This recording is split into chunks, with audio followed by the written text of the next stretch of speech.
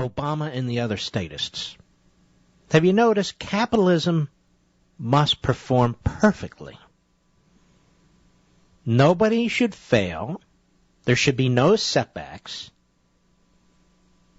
And if there are failures and setbacks, which of course is the nature of freedom, the entire enterprise is attacked. And those who attack it focus on the imperfections. But of course, human beings are imperfect, so institutions are imperfect. But the most perfect economic system is, in fact, capitalism. Now, government, on the other hand, must never perform to expectations or promises. It must never complete a task. And the undertaking itself is said to be noble and virtuous, and any failure is a failure of comprehensiveness. That is, a failure of the government not having enough power and control and resources. So government is expected to fail because its accomplishments can't really be tangible. It can't really be measured. They're always in the future. So Bain Capital creates tens of thousands of jobs and has some failures. And the entire enterprise is said to be poisonous, destructive. And it's under attack, as are those associated with it. And they're attacked by the very people in government, or who want more government, who insist on more power, control, and resources to pursue endless, impracticable, and impossible objectives, and who are not held to account for their failures. There have actually been more business failures as a result of the Obama administration's spending and interventions than Bain Capital will ever have.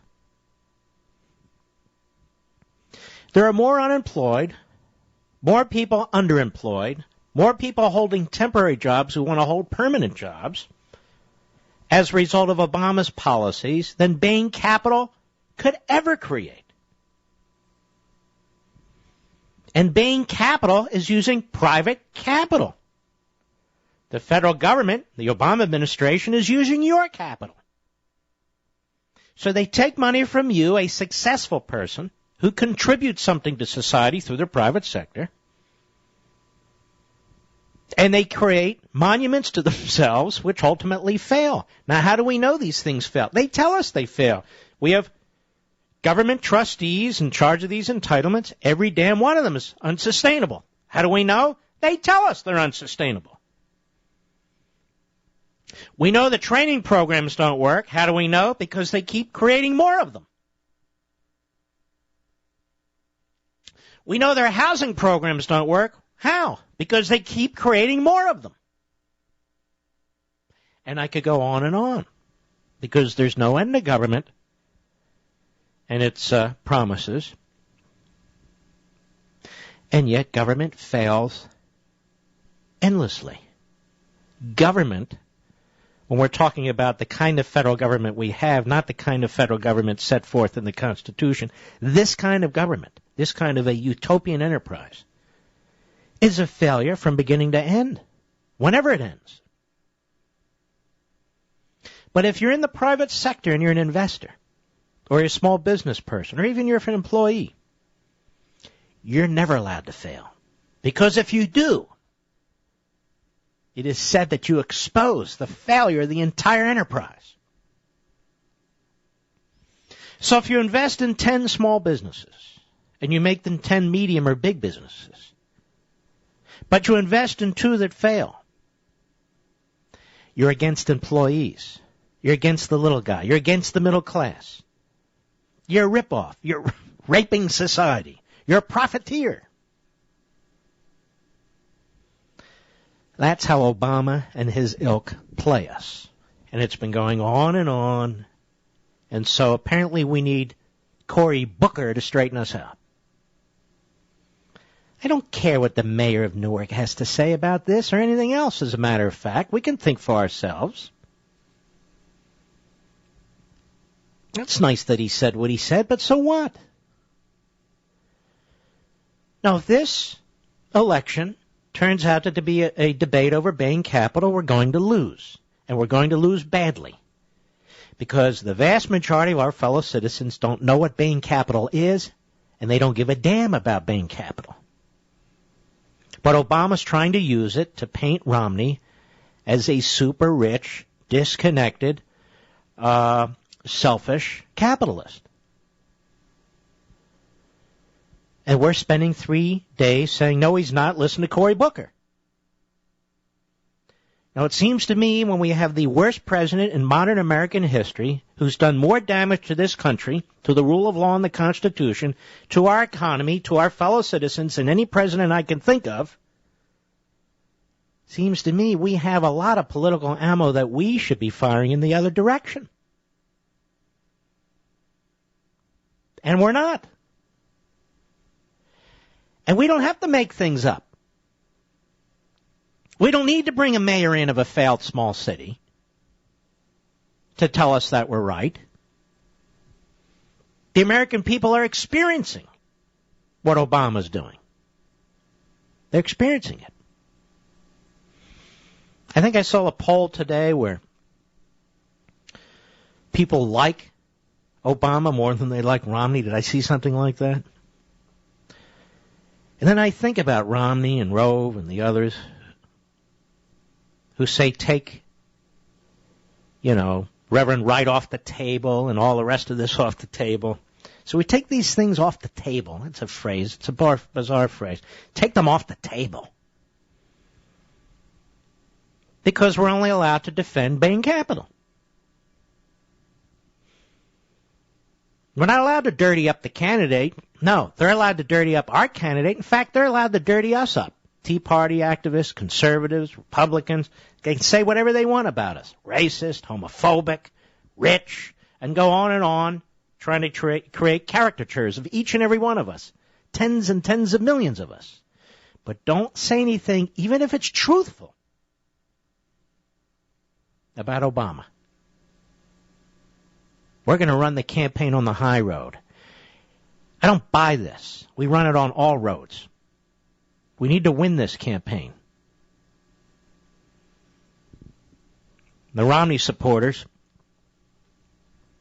you're very good at attacking me and other conservatives. Now it's a time to focus on the objective, to win this election, and to do it aggressively, not to be so timid.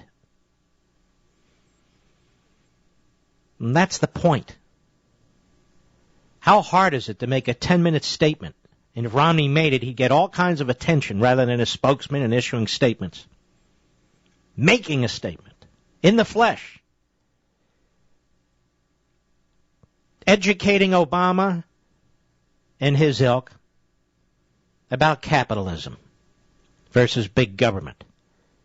About individual will and sovereignty versus authoritarianism.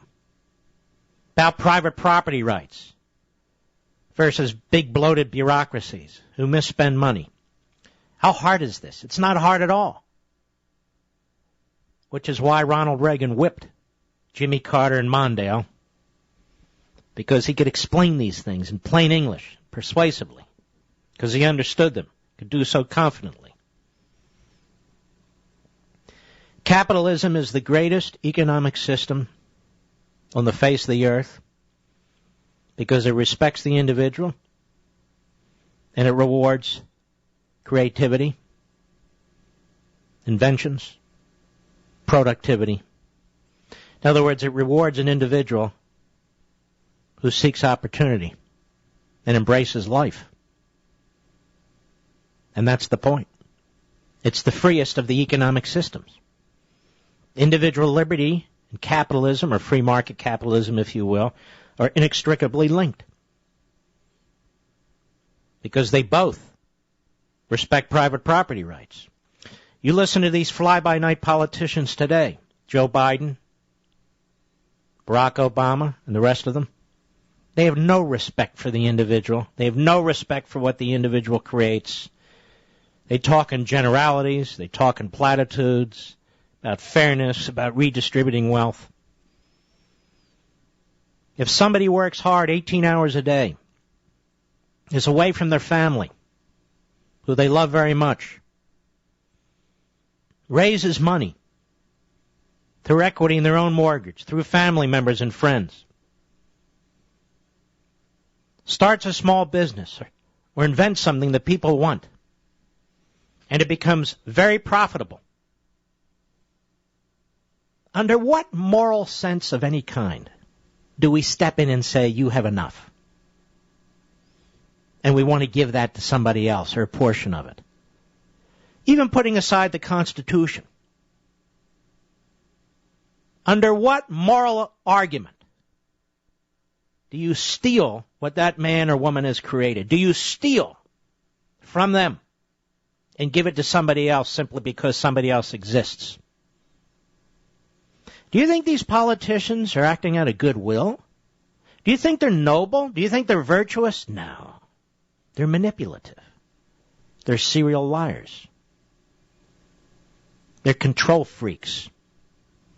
They want power.